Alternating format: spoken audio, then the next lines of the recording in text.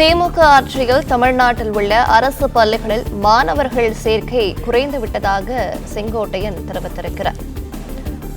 அதிமுக ஆட்சியில் இருந்த 2021ஆம் ஆண்டு அரசு பள்ளிகளில் சேர்ந்த மாணவர்களின் எண்ணிக்கை 66.49 லட்சமாக இருந்ததாகவும், தற்போதைய 2025-2026 கல்வியாண்டில் அரசு பள்ளிகளில் சேர்ந்த மாணவர்களின் எண்ணிக்கை 58.17 லட்சம் மட்டுமே இருப்பதாகவும் செங்கோட்டையன் தெரிவித்திருக்கிறார். தமிழக அரசின் தகவல்படி உயர்கல்வி பயிலும் மாணவர்களின் எண்ணிக்கை 74% மட்டும்தானா என்றும் அவர் கேள்வி எழுப்பியிருக்கிறார். தமிழக அரசின் தரவுகளை பார்க்கும்போது உயர்கல்வி பயிலும் மாணவர்களின் எண்ணிக்கை குறைந்துவிட்டதாக தோன்றுகிறது என்றும் செங்கோட்டையன் தெரிவித்திருக்கிறார். கூடுதல் விவரங்களை செய்தியாளர் ராஜகுமரன் வழங்கிட கேட்கலாம். ராஜகுமரன் வணக்கம். மேலும் விவரங்கள் என பகிரலாம். தமிழ்நாடு சட்டப்பேரவையில் இன்று பள்ளிக்கல்வி மற்றும் உயர்கல்வித்துறைக்கான மானிய கோரிக்கை மீதான விவாதம் தொடங்கி நடைபெற்று வருகின்றது.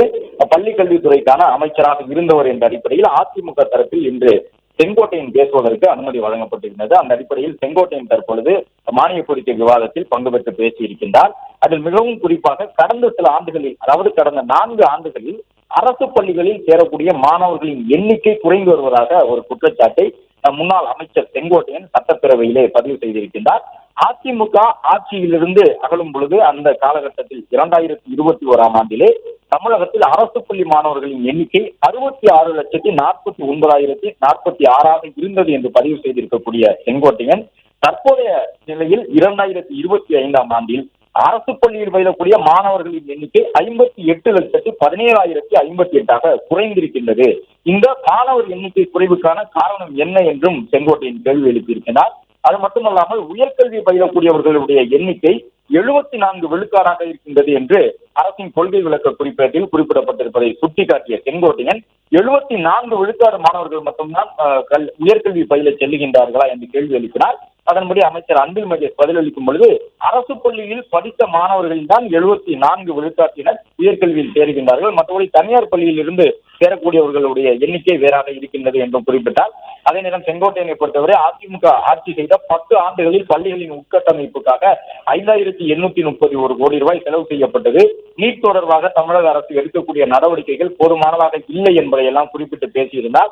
7.5% இடஒதுக்கீட்டின் கீழ் மருத்துவ மாணவர்களுக்கான இடஒதுக்கீட்டை அதிமுக பெற்றுக் கொடுத்ததன் பயனாகத்தான் இந்த அதிக அளவிலான மருத்துவர்கள் உருவாகின்றார்கள் என்றும் குறிப்பிட்ட செங்கோட்டையன் அதிமுக ஆட்சி காலத்தில் கொண்டு வந்த திட்டங்களை தான் பள்ளி கல்வித்துறையில் தற்பொழுது பெயர் மாற்றி புதிய திட்டங்கள் என்பது போன்று அறிவிக்கின்றீர்கள் என்றும் குறிப்பிட்டார். அது மட்டுமல்லாமல் ஆசிரியர் காலி பணியிடங்களை நிரப்ப வேண்டியதன் அவசியம் தொடர்பாக பேசிய செங்கோட்டையன் 2026இல் திமுக ஆட்சிக்கு முற்றுப்புள்ளி வைத்து அதிமுக ஆட்சிக்கு வந்தவுடன் அரசு பள்ளியில் இருக்கக்கூடிய காலி பணியிடங்கள் உட்பட அரசு ஆசிரியர்களுடைய அனைத்து கோரிக்கைகளும் நிறைவேற்றப்படும் என்று எம்ஜிஆருடைய பாடலான எங்களுக்கும் காலம் வரும், காலம் வந்தால் வாழ்வு வரும் என்ற பாடலுடன் தன்னுடைய மானிய கோரிக்கை விவாதத்தை திமுக அரசு மீதான கடும் குற்றச்சாட்டுகளை குறிப்பிட்டு பேசி தற்போது நிறைவு செய்திருக்கின்றார் செங்கோட்டையன்.